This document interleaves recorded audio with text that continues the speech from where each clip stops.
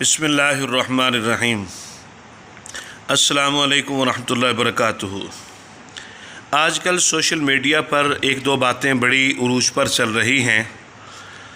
उन मामलों के अंदर जो है उन बातों पर हर शख्स जो है वो अपने तय मुफ्ती बना हुआ है और बहुत बड़ा स्कॉलर बना हुआ है।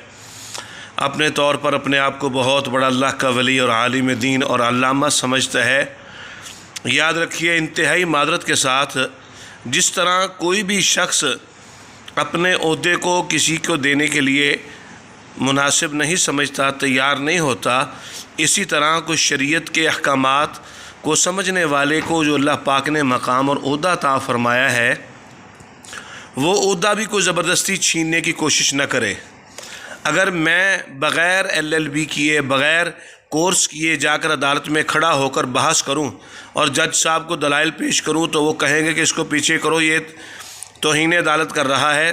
तो इसी तरह मुझे भी भरपूर हक़ हासिल है और शरीयत के मुतल्लिका जितने अफराद हैं, शरीयत को समझने वाले, जिन्होंने ज़िंदगियाँ गुजारी हैं शरीयत को समझने के लिए, मदारिस के अंदर वक्त ख़र्च किया है और अपनी ज़िंदगियाँ वक़फ़ की हैं, उनको भी पूरा हक़ हासिल है कि वो हर ऐरे गैरे को मुँह उठाकर बात करने से रोक दें। शरीयत के अंदर एक मसला बयान किया जाता है हलाला। आप हज़रात सारे जानते हैं हलाला ये होता है कि कोई शख्स अपनी बीवी को 3 तलाक़ें दे देता है, फिर वो दोबारा अपने खामन के पास अगर आना चाहती है या वो उसको रखना चाहता है तो उसका एक रास्ता निकाला है शरीयत ने, उसकी शक्ल हलाले वाली है। उलमाए किराम में से कोई भी शख्स ये नहीं कहता कि ये काम बाकायदा नीयत के साथ, इरादे के साथ किया जाए। इसी तरह किया जाए, इस नीयत से किया जाए कि जी पहले उससे निकाह करें दूसरे आदमी से, हम बिस्तरी करें, फिर तलाक़ दिलवाएं, इस नीयत से कि ताकि ये पहले खावंद के पास जा सके। ये वाक़तन गुनाह है और ये अल्लाह पाक ने इसके ऊपर जो है वो लानत फरमाई है। रही बात ये कि अगर कोई ऐसा कर लेता है तो उससे पहले खावंद के निकाह में औरत आ जाती है।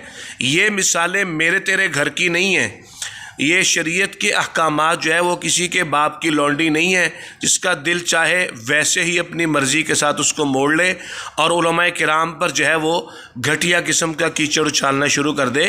ये शरीयत मुताहरा का मसला है। हजूर पाक सल्लल्लाहु अलैहि वसल्लम के पास एक सहाबी औरत आई, उन्होंने आके कहा कि या रसूलल्लाह, मैं अपने पहले खावंद के पास जाना चाहती हूँ, अब जिससे मेरी शादी हुई है वो आदमी मेरी जो है वो ज़रूरियात यानी कि शरई तकाज़े ज़ौजियत के हकूक़ अदा करने के काबिल नहीं है। तो नबी अलैहिस्सलाम ने इरशाद फरमाया कि उस वक़्त तक तुम अहले खावंद के पास नहीं जा सकती जब तक कि तू उसकी लज़्ज़त ना चख ले और वो तेरी लज़्ज़त ना चख ले। ये शरीयत के बाकायदा उसूल हैं। इनके अंदर जो शख्स को एतराज़बाज़ी करने की कोशिश करेगा उसका इस्लाम से कोई ताल्लुक़ नहीं है। ये बात याद रखें। अगर कोई स्कॉलर किसी वक्त में इससे इख्तलाफ रखता रहा है और या अब भी रखता है, उसका अगर कोई उलमाए किराम एहतराम करते हैं तो एहतराम अपनी जगह है, लेकिन इख्तलाफ वैसे का वैसे ही कायम रहेगा। डॉक्टर ज़ाकिर नाइक साहब का एहतराम करने का मतलब ये नहीं है अगर उनका ये नज़रिया है तो हम उनकी एहतराम के अंदर इस नज़रिए को भूल जाएँ। ये नज़रिया अपने मकाम पर बदस्तूर कायम रहेगा। ये शरीयत का मसला है।